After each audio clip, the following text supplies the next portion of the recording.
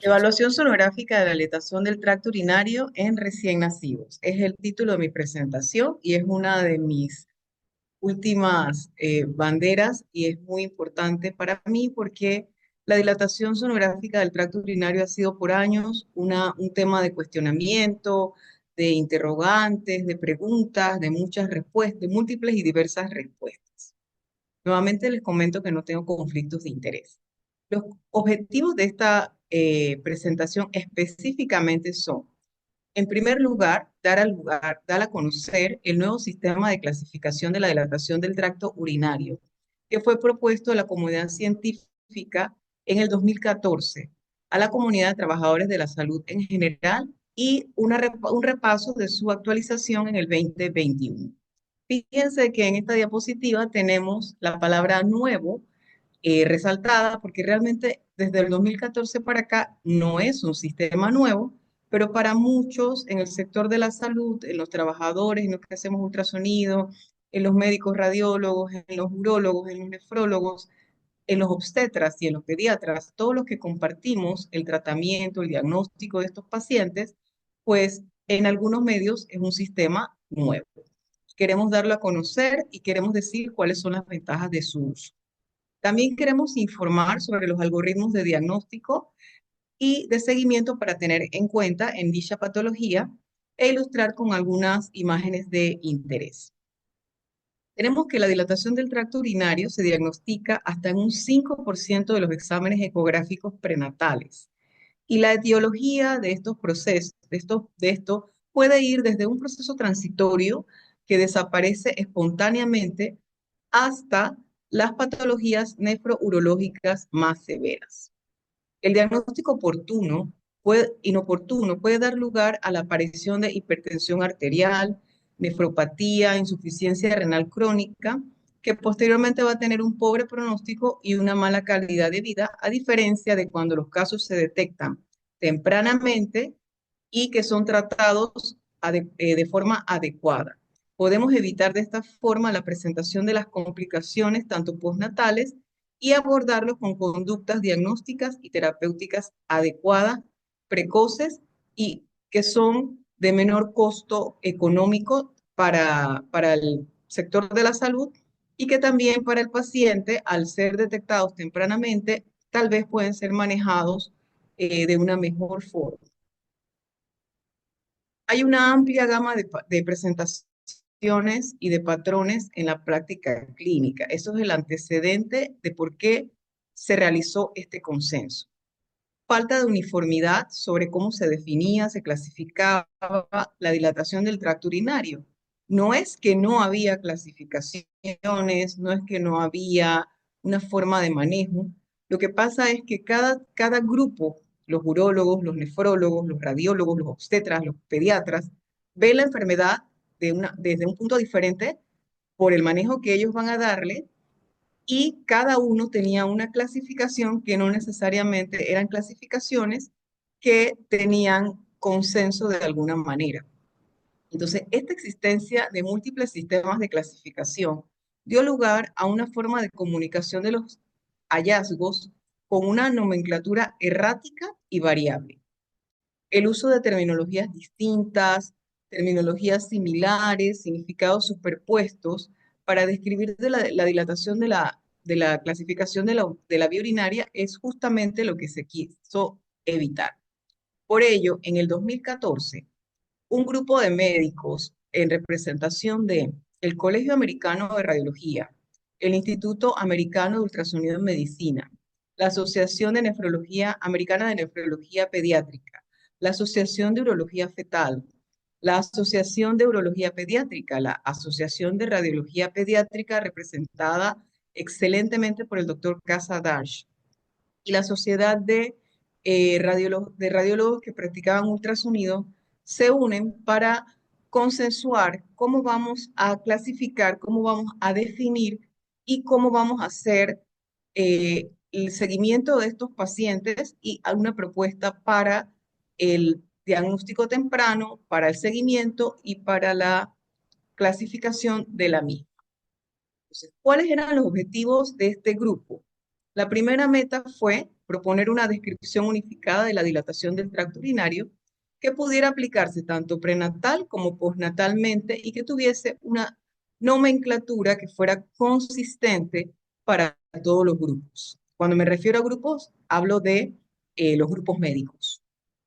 Proponer un esquema estandarizado de dicha evaluación perinatal basado en criterios sonográficos. ¿Qué persigue y cómo se realiza? El sistema de clasificación se basa en estratificación, que va a estar dada por la edad gestacional y si la detección se realiza de la patología, ya sea prenatal o postnatalmente. Recomendaciones sobre el uso de la terminología adecuada y seguimiento, o sea, dar recomendaciones sobre cuándo hacer el primer ultrasonido postnatal y los subsiguientes estudios postnatales. En base a esto se propone un esquema de seguimiento, de tratamiento profiláctico y preventivo y los estudios de extensión basados en la misma. ¿Cuáles son las características sonográficas que vamos a utilizar para realizar la clasificación? En primer lugar está el diámetro antero. Después vamos a ir viendo qué es cada cosa. El diámetro anteroposterior de la pelvis, que podemos utilizar las siglas DAP, que son siglas universales. La dilatación calicial, en la que tenemos que definir si es central o periférica. Después vamos a ver de qué se trata cada una. El grosor encontrado del parénquima renal. Es un poco más difícil esto en la etapa prenatal, pero es posible en la apariencia del parénquima renal, en la presencia o no de anomalías vesicales o ureterales o ureterales. Entonces, teniendo en cuenta todos estos parámetros, desde el punto de vista de la presentación antenatal o prenatal, tendríamos lo siguiente. Si en la evaluación prenatal de un paciente entre 16 y 27 semanas de gestación, encontramos diámetros anteroposteriores de la pelvis renal que oscilan entre 4 y 7 milímetros. Ya sea que tenga dilatación de los cálices centrales o no, este paciente va a ser clasificado como un paciente de bajo riesgo. Y tenemos que poner en la conclusión del informe, tendría que poner en nuestro medio la mayoría de los estudios obstétricos los están haciendo los ginecólogos y los ginecólogos que tienen entrenamiento específico de imágenes hacen los estudios más complejos o de tercer nivel, que nosotros llamamos estudios estructurales. Pero en general, este paciente con un diámetro que oscile entre 4 a 7 milímetros, ya sea que tenga dilatación o no, va a ser clasificado como riesgo antenatal A1. Mismo caso para pacientes menores de 28 semanas, cuya dilatación oscile entre 7 a 10 milímetros. Sin embargo, en pacientes entre 16 semanas y 27 semanas de gestación, con diámetros mayores o iguales a 7 milímetros, asimismo como pacientes de más de 28 semanas o igual a 28 semanas, con diámetros mayores de 10 milímetros, con dilatación calicial periférica, parénquima normal, apariencia normal del parénquima, adelgazamiento del mismo, ureteres de aspecto anormal por dilatación o por tortuosidad de los mismos, vejiga normal, engrosada, con divertículos, con aspecto de esfuerzo, o en pacientes que tienen una causa no explicable de oligohidramnios, vamos a clasificar a este paciente como un riesgo antenatal entre 2 y 3 según la cantidad de características que estamos mencionando que ellos tengan. Entonces, ¿qué vamos a hacer con estos pacientes? Una vez que ya los hemos diagnosticado de bajo riesgo, en el periodo prenatal, los pacientes de bajo riesgo tipo A1 deben realizarse un ultrasonido, se le debe recomendar o se debe exhortar a hacer un ultrasonido después de las 32 semanas de gestación y posterior al nacimiento, un ultrasonido después de las 48 horas al mes de vida y posteriormente un ultrasonido de 1 a 6 meses después. En los pacientes con riesgo aumentado, ya sea del grupo de A2 o 3, que dependerá de la cantidad de características de riesgo que tengan, se le debe hacer en el periodo prenatal un ultrasonido aproximadamente un mes después del primer hallazgo Y después del nacimiento, igualmente se le recomienda el ultrasonido después de las 48 horas de vida y el ultrasonido un mes al mes de edad del paciente. Y también podría hacerse la consulta con el grupo de nefrología o de urología, según sea el caso. ¿Por qué este término de 48 horas de vida para realizar el primer ultrasonido postnatal? ¿Por qué no hacemos ese ultrasonido inmediatamente? Antiguamente, en mi práctica como radióloga pediatra, nosotros recomendábamos hacer el primer ultrasonido de postnatal a la semana de vida. Pero como vemos en el consenso, había grupos de todas las representaciones, nefrólogo, urólogo, pediatra, obstetra. Entonces, el consenso fue hacer estos estudios al menos con 48 horas de vida para disminuir la presencia de falsos negativos o subestimación del grado de la dilatación del tracto urinario que pudieran ser derivados de la dilatación fisiológica que ocurre en las primeras horas de vida postnatal. Entonces, para evitar que esta deshidratación nos condicione una subestimación de la medida de la dilatación, entonces por lo menos requerimos que el paciente tenga 48 horas de vida y debemos evitar realizarlo antes de esto, pero hay sus excepciones. Si el paciente tiene una dilatación del tracto urinario, debe ser reexplorado también una vez que haya miccionado con la vejiga vacía para evaluar la precisión de esta dilatación y disminuir también el sobrediagnóstico del diámetro causado por la planificación de la vejiga. Y esto básicamente en los pacientes neonatales, postnatales, los recién nacidos, es bastante fácil porque una vez que colocamos el gel frío sobre la vejiga, la mayoría de estos pacientes van a miccionar o durante el periodo que estemos evaluando van a miccionar. Además, la evaluación de la micción nos va a permitir añadir información si vemos que el, la orina se asciende a través de los ureteres y llega incluso hasta las pelvises renales o a los colectores intrarrenales, podemos también detectar reflujo. ¿Cuáles son dichas excepciones que había comentado para realizar el ultrasonido antes de las 48 horas de vida? Bueno, pacientes que tienen dilataciones graves de la vía urinaria, que son bilaterales y cuyo diámetro anteroposterior es más de 15 milímetros. En esos casos, pues sí vamos a hacer el ultrasonido inmediatamente o podemos hacerlo en las 24 horas postnatales. En pacientes que tienen dilataciones unilaterales también graves, pero tienen un solo riñón.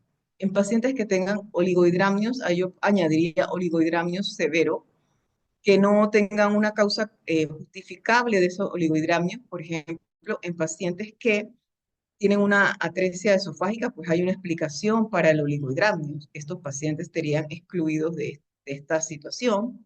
Y en pacientes que tienen obstrucción uretral, y distensión vesical como los pacientes que tienen sospecha de valvas uretrales posteriores. ¿A qué pacientes no se aplica el criterio de hacer ultrasonido después de las 48 horas o de ultrasonido para clasificar la dilatación del tracto urinario? A pacientes que tienen riñón displásico multiquístico o a pacientes que tienen enfermedades quísticas que no se asocian a dilatación del tracto urinario. Pero tenemos que recordar que hacer ultrasonido obstétrico es diferente que hacer ultrasonido al paciente una vez ha nacido. En muchos casos, como en este que tenemos aquí a nuestra izquierda, la displasia renal multiquística, que es un arresto en la formación de las nefronas durante la vida intrauterina, puede ser variable.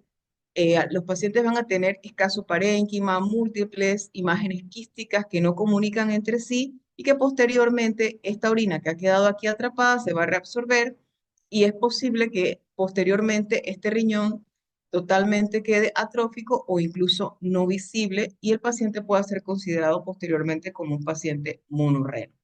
Pero en muchas ocasiones la displasia renal multiquística intrauterinamente puede ser confundida con una dilatación de la vía urinaria. Acá a la derecha tenemos un caso que sería una excepción. Este paciente es un paciente con una enfermedad renal poliquística del tipo autosómico recesivo, en que se observa un riñón agrandado con múltiples imágenes quísticas, que ya no se van a ver los quistes porque esos quistes son muy pequeños, y el refuerzo acústico posterior de un quiste sobre otro quiste, lo que nos hace ver es el riñón muy ecogénico. Pero en este caso, esta enfermedad renal poliquística autosómica recesiva se asocia a una dilatación del tracto urinario. Este sería un paciente en que valdría la pena esperar por lo menos 48 horas. ¿Qué otras recomendaciones hace el consenso? En primer lugar, recomienda evitar términos distintos a dilatación del tracto urinario para definir justamente la dilatación. ¿Por qué? Porque estos términos pueden generar confusión y la razón de la confusión es que no, como son términos cualitativos y no cuantitativos, pues lo que para algunas clasificaciones era moderado, para otras eran severas. Cuando dices hidronefrosis no estás especificando el sitio exacto de la obstrucción ni de cuánto es la obstrucción. ¿Cuáles son los términos que nos recomiendan proscribir?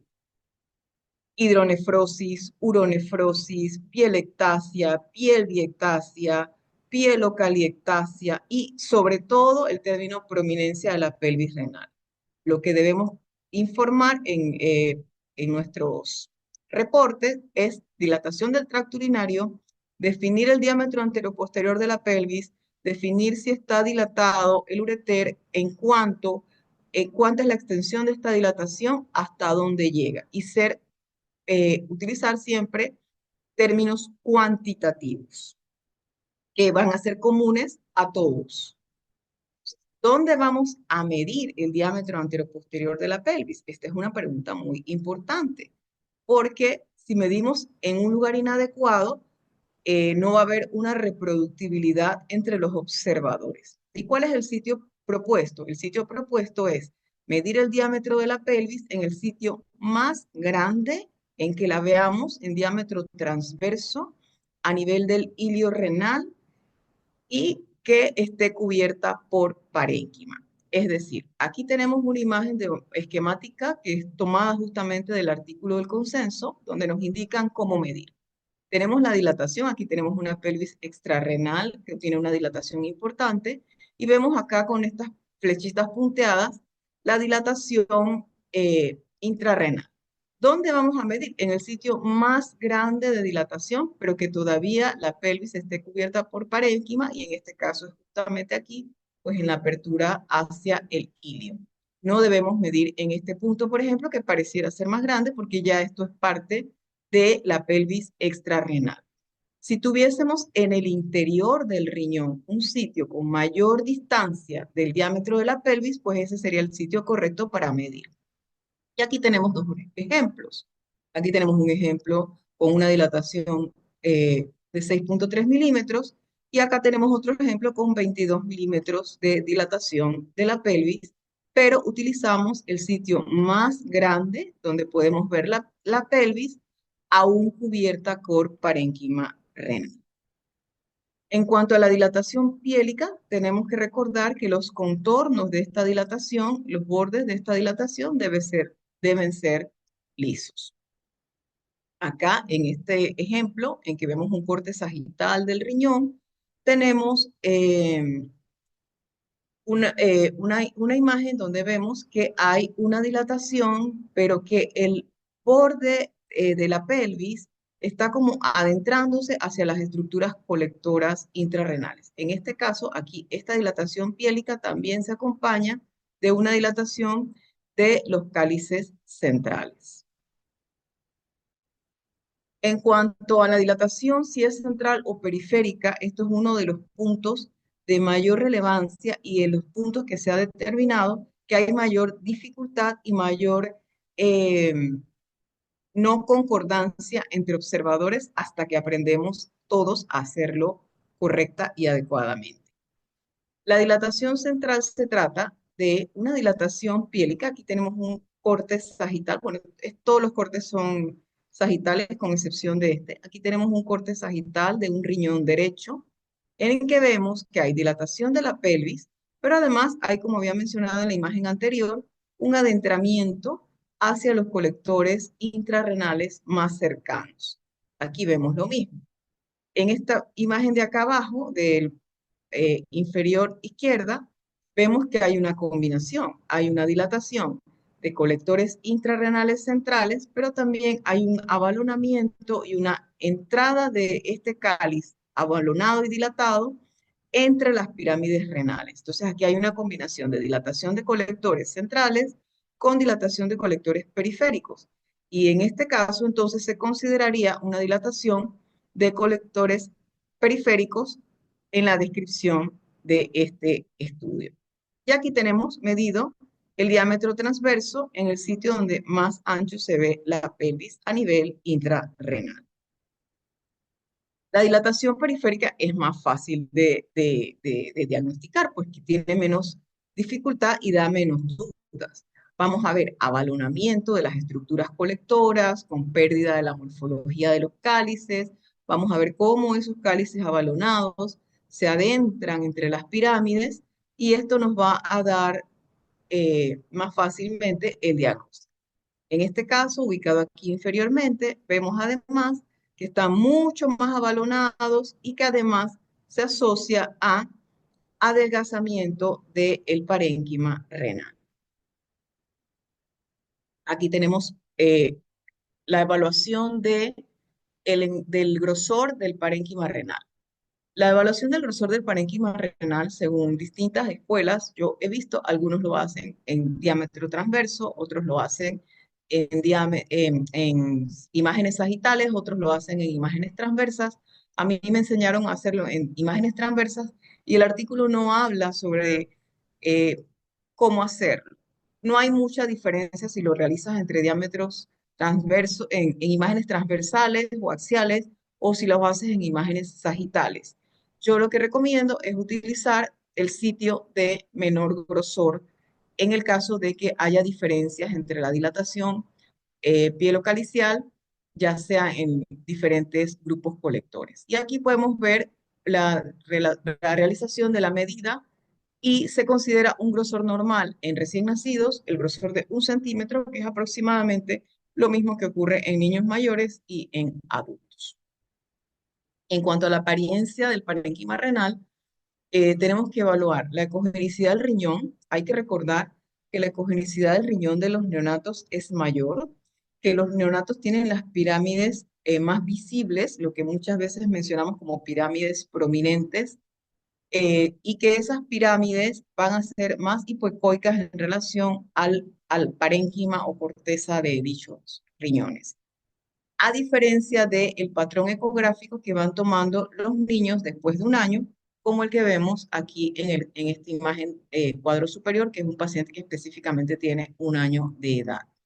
Pero tenemos que mirar las diferencias entre la ecogenicidad y tomar muy en cuenta que nosotros vamos a estar evaluando riñones no de niños mayores de un año, sino riñones de niños de recién nacidos. Aquí lamentablemente perdí, no sé qué pasó, se desconfiguró la imagen de el riñón neonatal.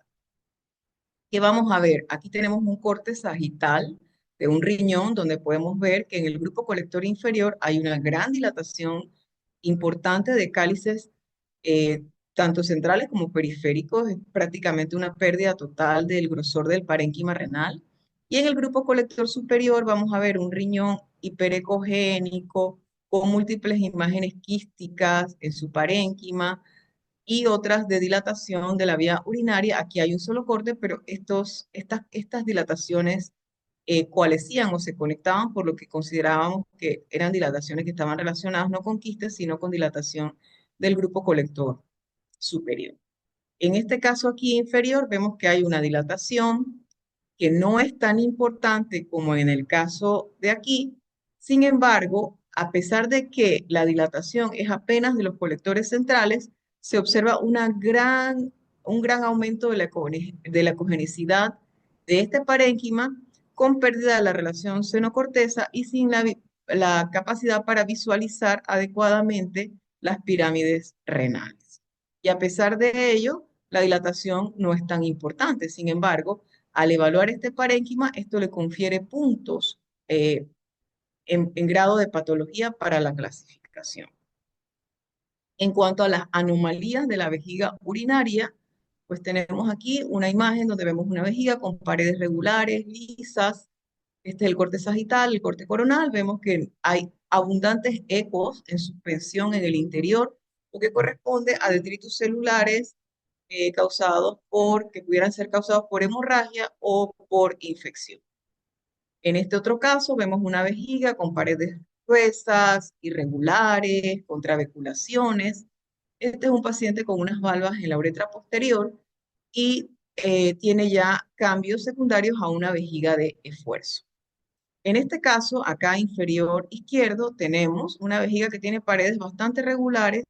Sin embargo, vemos en su interior una imagen quística que está en íntimo contacto con la entrada del ureter a la vejiga. Este ureter también se observa dilatado y esto se trata de la imagen clásica de un ureterocele intravesical. En el caso de los ureteroceles, esto, a pesar de que es una patología que, como su nombre bien lo dice, es una saculación del uréter, esta patología se considera para los puntos dentro de la clasificación, se considera como una patología de la vejiga urinaria y no del ureter. Entonces, en cuanto a las anomalías ureterales, tenemos que ver si el ureter está dilatado o no en asociación con la dilatación piélica. Aquí vemos el polo inferior de un riñón que muestra dilatación de sus colectores, pero también vemos la dilatación importante del ureter, el acodamiento del mismo y la visualización en ambos lados, uno es el derecho y el otro es el izquierdo, en ambos lados hasta el sitio de inserción en la vejiga urinaria. Mientras que en las imágenes de la derecha vemos que solamente hay una dilatación de este ureter distal derecho. Y lo que tenemos que hacer es medir, y en casos como el de la izquierda, en que hay una dilatación mayor en la parte superior de 1,2 centímetros y otra en la parte inferior, inclusive va disminuyendo hacia la entrada de la vejiga, podemos inclusive describir en el tercio superior del ureter mide tanto, en el tercio medio mide tanto y en el tercio distal mide tanto, porque siempre debemos administrar e informar datos cuantitativos de la dilatación. Acá, como solamente es una dilatación del ureter distal, pues vamos a poner el diámetro transverso máximo de dicho ureter que podamos ver.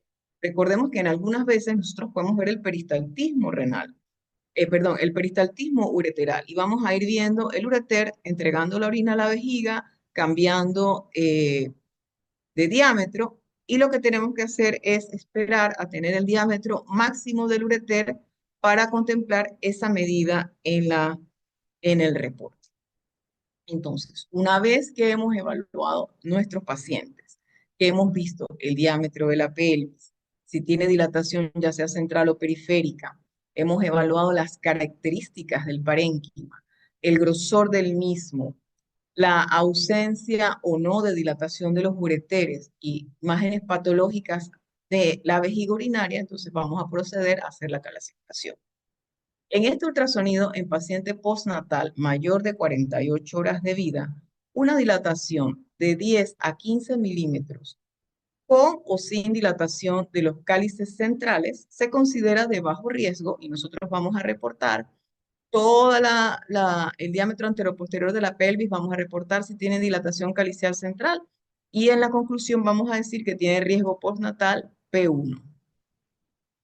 Si otro paciente o un paciente tiene una dilatación mayor o igual a 15 milímetros, pero tiene dilatación periférica de los cálices, ya no es una dilatación central, tiene anomalías ureterales, o sea, tiene dilatación del ureter, ya sea en toda su extensión, ya sea distal, ya sea proximal, entonces nosotros vamos a considerar que ese paciente tiene un riesgo intermedio o riesgo P2. P2 significa postnatal grado 2.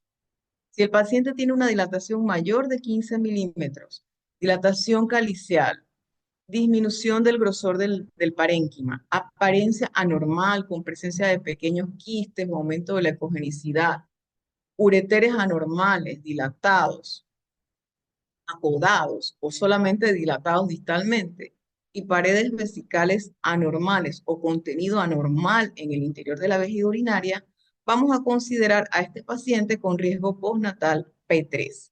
Y entonces, ¿para qué nos sirve determinar cuál es el riesgo postnatal del paciente? Pues esto nos va a hablar el riesgo de padecer enfermedad renal crónica. ¿Qué hacemos con el paciente P1? Le recomendamos seguimiento de 1 a 6 meses y debemos consignarlo en los reportes. Si se le va a realizar cistometografía, antibióticos profilácticos van a ser a discreción de los médicos clínicos que los estén tratando y no se recomienda en estos pacientes realizar centellografía o centelleo renal o renograma. En los pacientes con riesgo intermedio vamos a recomendar un ultrasonido entre 1 a 3 meses de vida. La cistografía y el uso de antibióticos van a quedar a criterios del clínico, en este caso, al igual que en el caso de los P1, y también la realización o no del renograma. En los pacientes con riesgo P3 se acorta el término de seguimiento específicamente al mes de vida. Hay una recomendación de cistometrografía miccional, lo podemos hacer directamente en nuestro reporte, lo deberíamos hacer. La recomendación de antibióticos es real, pero esto ya sería para los clínicos o el médico tratante, nosotros no tendríamos que ponérselo. Y también la realización del renograma queda a criterio del clínico. Entonces, en conclusión, el primer ultrasonido se lo hacemos al paciente con no menos de 48 horas de vida. El paciente debe tener por lo menos 48 horas de vida.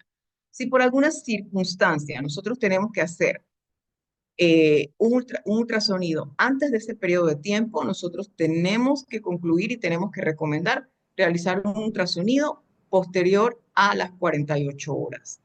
Y yo preferiría hacerlo a la semana de vida en ese caso. Si vemos aquí a todos los pacientes, ya sea P1, P2 o P3, se les recomienda realizar un ultrasonido. Lo que se acorta es el tiempo para realizar ese ultrasonido de seguimiento, pero entre 1 y 6 meses, entre 1 y 3 meses y al mes de vida es, es un campo amplio y abierto para los pacientes P1 y para los pacientes P2. Yo para simplificarlo a los pacientes P1 y P2 les recomiendo ultrasonido a los 3 meses de vida. Y así los P1 están dentro del rango, los P2 están dentro del rango y a los pacientes P3 sí se les recomienda ultrasonido a todos al primer mes de vida como control. Entonces, también existe una consideración para decir cuando el riñón está normal. Vamos a ver cuál es esa consideración y nosotros podemos concluir en pacientes que tienen dilatación de la vía urinaria, que tienen dilatación exclusiva de la pelvis renal sin dilatación pielocalicial de ningún tipo, ni central ni periférica, y no hay cambios en el parénquima ni alteraciones en la vejiga urinaria ni en el ureter. Nosotros podemos decir, si la pelvis mide menos de 10 milímetros, nosotros podemos concluir ultrasonido normal. Afirmar claramente que un riñón es normal puede reducir confusión, estrés a los padres y la realización de pruebas innecesarias. Normal implica que hay un bajo riesgo de obstrucción y un bajo riesgo de reflujo vésico ureteral, pero no siempre es así y vamos a explicarlo más adelante. ¿Qué pacientes podemos concluir como normales? Pacientes prenatales con dilataciones menores de 4 milímetros antes de las 28 semanas. Pueden ser totalmente transitorias. Pacientes con dilataciones menores de 7 milímetros después de las 7 semanas. Eso sería en la etapa prenatal. Y pacientes que en la etapa postnatal, en ese ultrasonido de las 48 horas, posteriores a las 48 horas, tengan una dilatación menor de 10 milímetros, solamente una dilatación aislada de la pelvis. Pero ojo, las ecografías normales postnatales iniciales pudieran ser engañosas. Se observó que aproximadamente un 25% de los pacientes con dilatación del tracto urinario prenatal tuvieron una ecografía postnatal normal. Y de estos pacientes con una ecografía postnatal normal, a pesar de que tenían una ecografía prenatal considerada patológica, el 45% tuvo una ecografía anormal en los estudios de seguimiento. Entonces, son importantes los estudios de seguimiento. En otros estudios se observó que 5% de pacientes que requerían un tratamiento complejo como cirugía por uropatía obstructiva también tuvieron ultrasonidos normales a la semana de edad, pero una ecografía anormal al mes de edad. Por eso son importantes las ecografías de seguimiento, porque una primera ecografía pudiera ser engañosa. Y la verdad es que es un método de imagen que es muy disponible, generalmente no es tan costoso como otros, no tiene radiación ionizante, o sea, son cosas que no tenemos que escatimar en poder hacer los seguimientos. 15% de niños con dilatación del tracto urinario prenatal desarrollaron un empeoramiento después de que la primera ecografía postnatal se consideró normal. En consecuencia, o sea, podemos decir que está normal, pero no vamos a dejar a los pacientes tirados, y si hay cambios en la clínica y ante la mínima sospecha, habiendo tenido un diagnóstico prenatal, hay que volver a recurrir al uso de la ecografía. Entonces, muchos defienden por esto que en niños con dilatación del tracto urinario, una segunda ecografía postnatal debe realizarse aunque la primera haya sido normal. Y esa ecografía, al igual que la ecografía del paciente con riesgo P1 y del paciente con riesgo P2, que yo en promedio se las hago a los 3 meses, también se la haría, es mi recomendación personal y basada en mi propia experiencia, también se la recomendaría a los 3 meses de edad. Entonces, aquí tenemos algunas de las causas más importantes de dilatación del tracto urinario. La causa transitoria, fisiológica, porque no sabemos cuál es su verdadera causa, es la mayoría de los casos.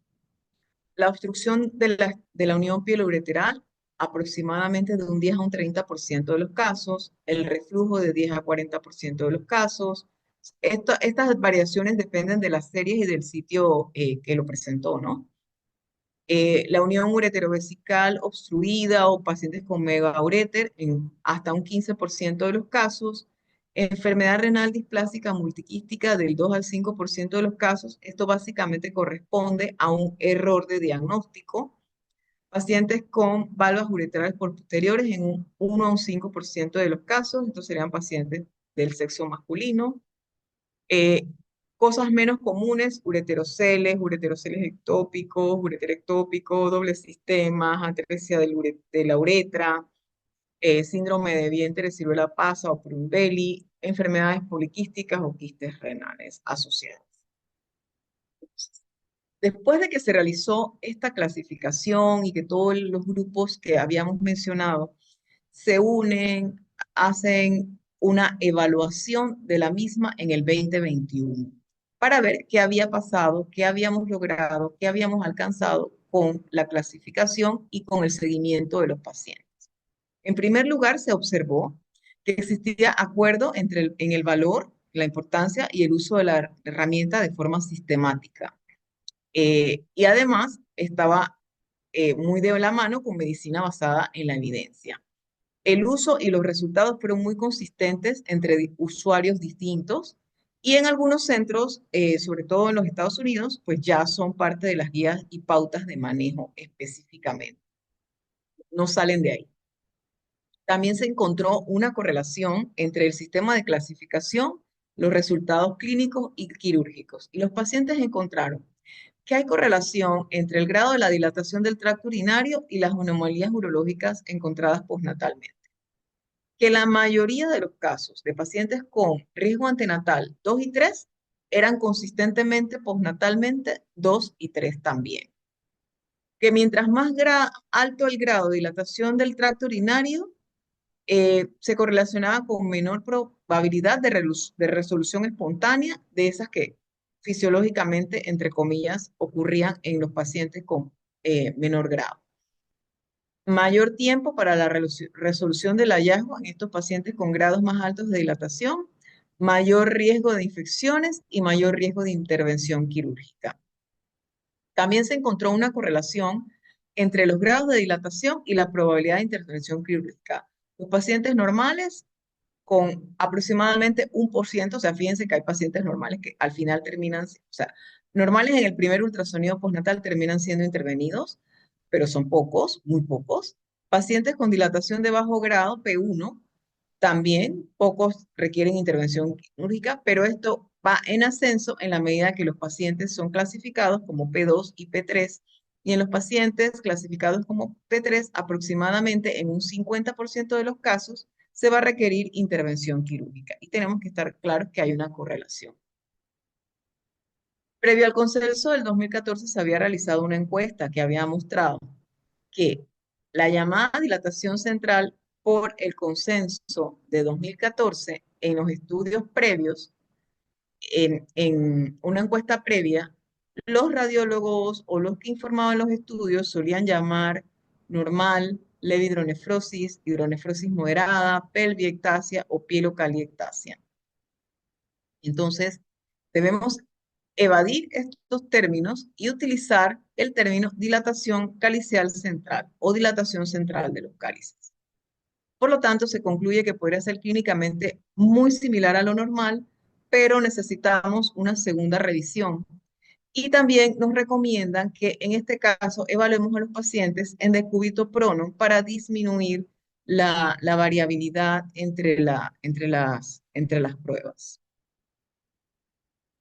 En algunos lugares los pacientes son evaluados únicamente en decúbito supino, en algunos lugares se evalúan tanto en decúbito supino como en decúbito prono, y en algunos lugares únicamente se evalúan en decúbito prono. Entonces la recomendación es, si lo evalúas en decúbito supino, también hacerlo en decúbito prono. Y los que ya lo hacen en decúbito prono, seguir haciéndolo en decúbito prono.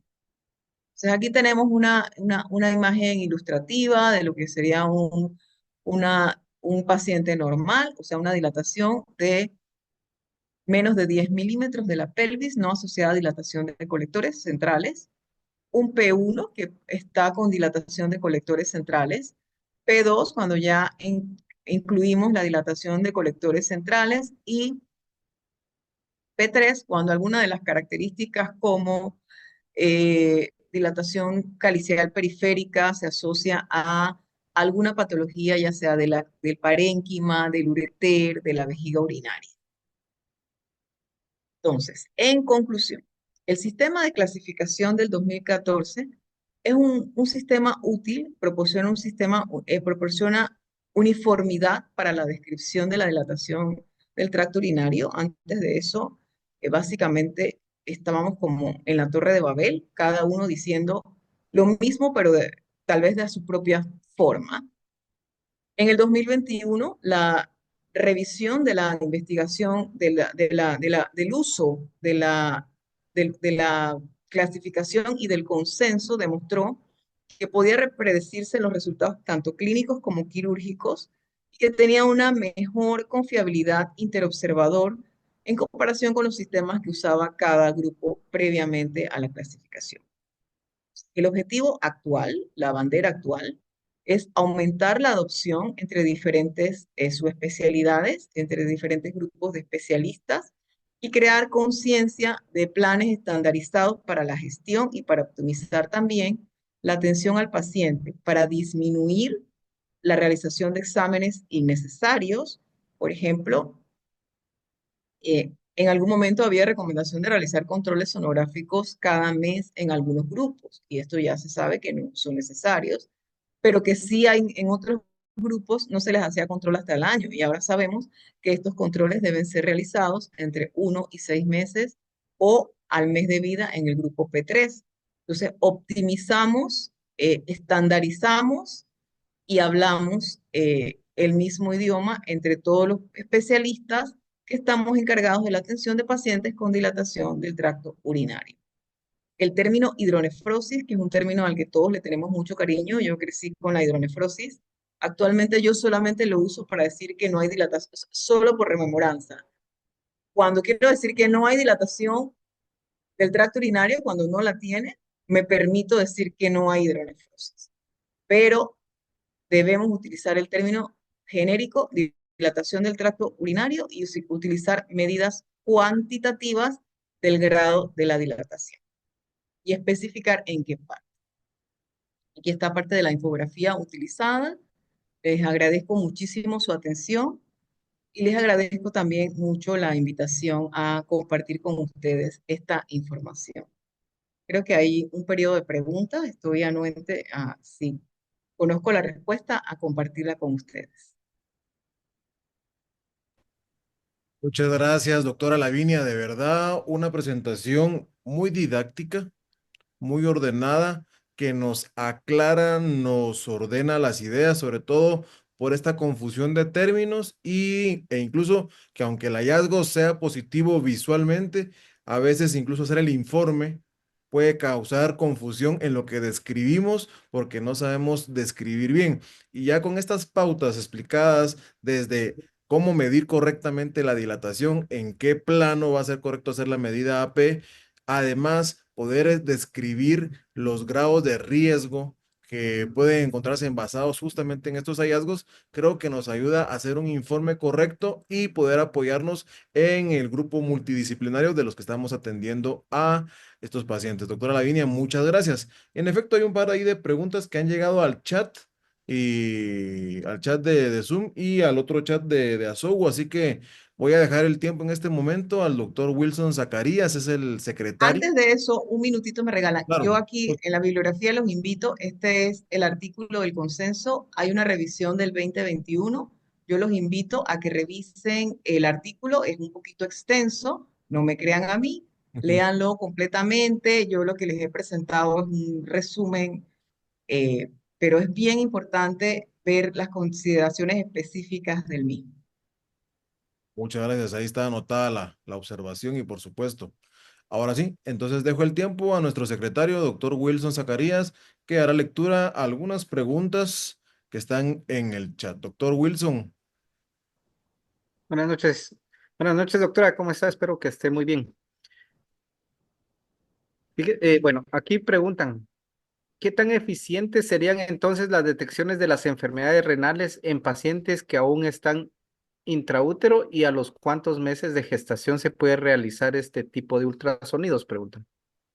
Bueno, las recomendaciones de ultrasonido prenatal son un ultrasonido por cada trimestre. O sea, vamos a hacer un ultrasonido en el primer trimestre, un ultrasonido en el segundo trimestre y un ultrasonido en el tercer trimestre.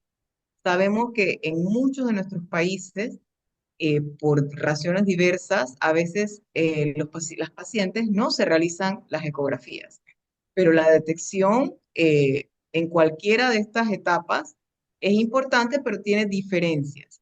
Mientras más temprano, el concepto es que mientras más temprano se detecta la dilatación de la vía urinaria, es más probable que la patología sea peor.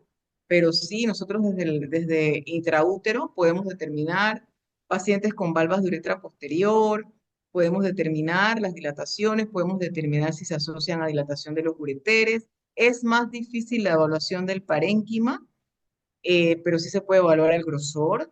Eh, Uno puede evaluar el grosor, pero no hay valores normales del grosor del parénquima renal intraútero, por ejemplo, pero uno lo puede evaluar para seguimiento, si uno va viendo que se va adelgazando en el ultrasonido posterior obstétrico el grosor de la corteza del paciente.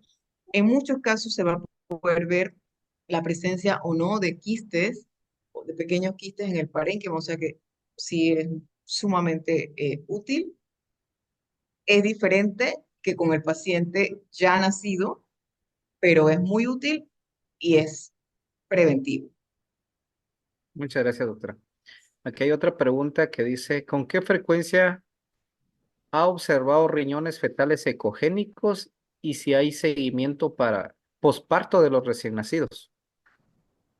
Sí, yo realizo ultrasonidos obstétricos en pocos, pero generalmente los ultrasonidos obstétricos que yo realizo son porque han sido pacientes que fueron detectados por obstetras que realizan imágenes o por obstetras que los refieren porque quieren que el paciente ya tenga una evaluación radiológica pediátrica prenatal para después dar pautas sobre su seguimiento. ¿Con qué frecuencia? Pues no le puedo decir como que con qué frecuencia, pero le puedo decir que sí hay correlación de riñones ecogénicos con la patología que se visualiza postnatalmente. Es más difícil, lo dice la misma literatura, es más difícil la evaluación del parénquima renal intraútero que fuera de él. Y lo mencionamos en la presentación, me parece. Muchas gracias, doctora. Acá hay otra. Dice, si sin una buena prevención y atención hacia el paciente, ¿cuáles pueden ser las complicaciones más graves a afrontar? Bueno, enfermedad renal crónica es la complicación más grave, pero en pacientes, por ejemplo, que tuvieran valvas en la uretra posterior o pacientes que tuvieran reflujo y eso no fuera resuelto, vamos a condicionar una nefropatía crónica que va a terminar en que el paciente tenga una insuficiencia renal que pueda inclusive necesitar diálisis o trasplante. Muchas de las pacientes que tuvieron dilatación de la vía urinaria, que padecieron de infecciones que posteriormente causaron, esto visto retrospectivamente en los estudios de dilatación de la vía urinaria, que causaron infecciones que causaron cicatrices y pérdida del parénquima, que no se tradujo directamente en una disminución cuantitativa, o sea, cualificable de la función renal. Muchas de esas pacientes son las pacientes que desarrollan preeclampsia y eclampsia durante el periodo del parto y del preparto. Así que sí hay una correlación entre la dilatación del tracto urinario, la presentación de infecciones y la pérdida de parénquima que condicione insuficiencia renal crónica. Muy bien, muchas gracias, doctora. Dice, Melanie pregunta, ¿y hasta dónde podemos llegar como personal de salud para atender al paciente? Dice. La verdad es que no comprendo la pregunta. ¿Hasta dónde, desde qué punto de vista? Nuestra misión como ecografistas, por ejemplo, es hacer el diagnóstico basado en la evidencia. La evidencia actual es esta y también es nuestra misión dar las recomendaciones de seguimiento, o sea, decir a quién, cuándo y cómo y qué estudio le vamos a hacer de seguimiento. Después, a los nefrólogos, a los urólogos, a los pediatras les tocará el seguimiento del paciente y si el paciente requiere cirugía, pues el tratamiento quirúrgico en manos del urólogo. Muy bien. Luego le mandan que excelente ponencia, muy esclarecedora. Y luego Elizabeth pregunta, si hay alteraciones de la vejiga o alteraciones ureterales o del grosor del parénquima con pelvis normal, ¿cómo lo clasifica? Dice. Bueno, no me ha tocado un caso que tenga alteraciones de la vejiga únicamente y que tengan la pelvis normal. Realmente, generalmente cuando tienes una dilatación, si tienes alteraciones en la vejiga, en la uretra, eso se traduce a dilatación del ureter y de la pelvis. Es más probable que tengas dilatación de la pelvis aislada o dilatación de la pelvis con los colectores intrarrenales, pero que no tengas dilatación de la vía urinaria. Pues, o sea, de la vía urinaria distal, me refiero. Ujú. Sin embargo, si yo encontrara un paciente que tiene alteraciones en la vejiga, alteraciones en el ureter distal y no tiene dilatación de la pelvis, pues yo tendría que clasificar a este paciente como de riesgo P3. Muy bien. Otra pregunta dice, la dilatación del tracto urinario prenatal menor a 7 milímetros a las 28 semanas es más frecuente en fetos masculinos. ¿Debe de hacerse recomendaciones de seguimiento prenatal y postnatal en estos bebés? Vamos a buscar específicamente ese para que veamos lo que recomienda el consenso. En pacientes, a ver, ¿me puede repetir la pregunta? Sí, que dice eh, la dilatación del tracto urinario prenatal menor a 7 milímetros a la Ah, semana, en la semana 28. Es más frecuente en fetos masculinos. Debe de hacerse recomendaciones de seguimiento prenatal y postnatal en estos bebés. estamos en este escenario. Menos o igual de 28 semanas. de 7 a 10 milímetros de dilatación de la pelvis. Eso sería un riesgo A1 y la recomendación es un ultrasonido adicional después de las 32 semanas, el ultrasonido a las 48 horas de vida o más de 48 horas de vida y después un ultrasonido de 1 a 6 meses después.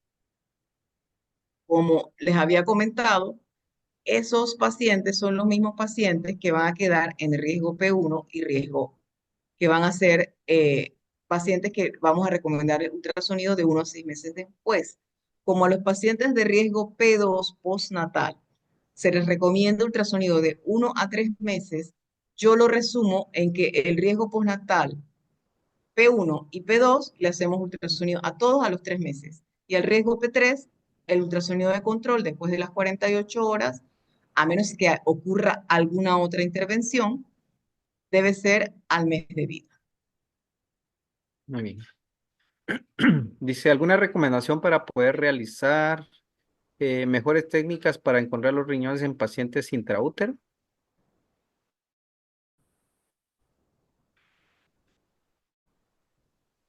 No, eso es como muy variable. El movimiento del feto depende mucho de, pues no sé, de la ubicación De la del cantidad de mismo, de líquido. dónde está el dorso del paciente, si el dorso está posterior, si el dorso está anterior, y obviamente del conocimiento y de la experticia del tratante. Creo que no hay ninguna recomendación específica. Ok. Usualmente se le pide a la paciente que se coloque en decúbito prono, perdón, en decúbito supino, y bueno, ahí vamos buscando, ¿no? Hasta que Ah, logremos encontrar los riñones del feto, del producto. sí. Preguntan, ¿qué transductores son los que se utilizan para realizar estos estudios? ¿El convencional o existe algún otro que usted recomiende? Como los pacientes son recién nacidos, yo recomiendo utilizar el transductor microconvexo si contamos con él, de 8 megahertz. Y para la paciente intraútero puede ser un transductor convexo de entre 3 y 5 megahertz. Los pacientes pediátricos recién nacidos se evalúan muy bien con transductores lineales y la mayoría tienen rangos variables entre me parece que entre 9 y 14, 9 y 17 megahertz, usted puede utilizar el que tenga. Yo recomiendo evaluar tanto con un transductor convexo como con un transductor lineal, porque los transductores lineales tienen mayor resolución y para la evaluación del parénquima son muy útiles. Ok. También preguntan la utilidad del Doppler para esta clasificación. ¿Es Ninguna, útil? solamente que usted Mm, confundiera algún vaso con la pelvis renal y entonces la utilidad sería colocar Doppler para que usted pueda distinguir cuál es la pelvis y cuáles serían los vasos. ok. Y preguntan, ¿cuál es la evolución ecográfica postquirúrgica y cada cuánto hay que revisar al paciente? Una vez que hay una patología quirúrgica y esta se resuelve, eh, pues el control va a depender de su médico tratante. No es un control que nosotros vamos a tener y de la presentación del paciente. Si el paciente se resuelve quirúrgicamente y no se infecta nunca más, pues el control pudiera ser realizado cada 6 meses a un año. Eso es muy variable y depende en esos casos que en teoría hayan sido resueltos, depende de cada paciente. Pero yo en mi experiencia he tenido pacientes resueltos quirúrgicamente que pasan un periodo de 2 a 3 años en evaluaciones anuales por los antecedentes y que un buen día se comienzan a dilatar nuevamente. Y pacientes inclusive de patologías como estenosis piloureteral, que se supone que una vez resueltas, si bien es cierto la pelvis no va a tener un diámetro normal, no es como una pelvis nueva, eh, mejoran y funcionan adecuadamente, pues sí he tenido pacientes casos muy, muy particulares que han empeorado 2 o 3 años después de la cirugía. Y también he tenido pacientes que tienen cirugía por reflujo, que también han empeorado, pero generalmente allí lo que va a ocurrir es que la infección y la detección por parte del clínico y del quirúrgico son las que nos van a llevar a hacer el control. Muchas gracias, doctora. Alguien pregunta, ¿usted tiene alguna recomendación en cuanto a la utilidad de las ganancias?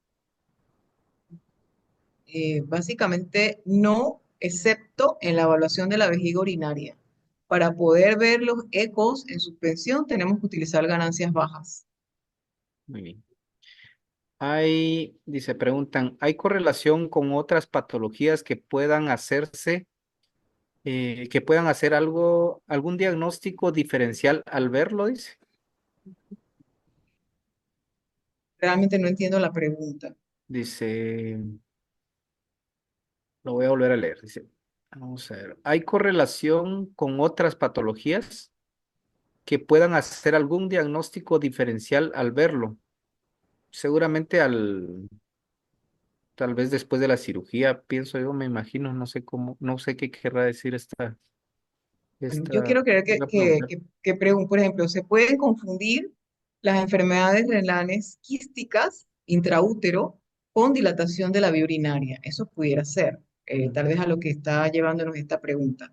Y sí, sí se pudieran confundir, sobre todo las displasias renales, los pacientes que tienen enfermedad poliquística, ya sea, sobre todo la enfermedad poliquística autosómica dominante, aunque muchas veces esos quistes empiezan a aparecer en el caso de la enfermedad dominante posterior al nacimiento.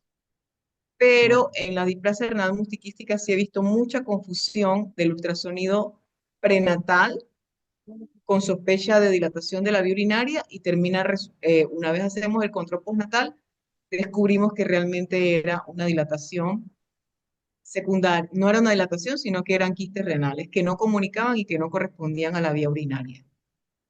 Muy bueno, muchas gracias, doctora, por todas las respuestas y la conferencia muy buena. Le agradecemos bastante. Voy a dejar el tiempo al doctor Wilson Serrano para que concluya. Muchas gracias y buena noche.